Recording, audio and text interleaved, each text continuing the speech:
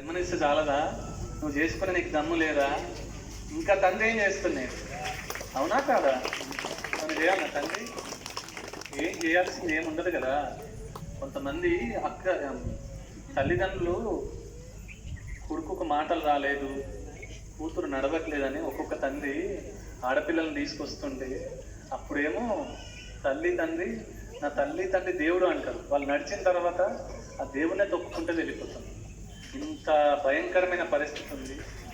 ఈ పరిస్థితిలో నుంచి బయటకు వచ్చి తండ్రిని మంచిగా చూసి తండ్రికి ఏ బాధ లేకుండా చేసి నాకు కూడా ఏ బాధ రాకుండా చూసి, ఎందుకంటే నేను చెప్తున్నాను కదా, నాకు చెప్తున్నప్పుడు నాకు శత్రువులు ఎక్కువైపోతారు.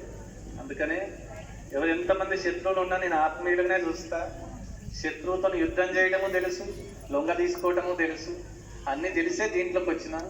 నేను దేనికి భయపడను, భయపడే ప్రసక్తే లేదు.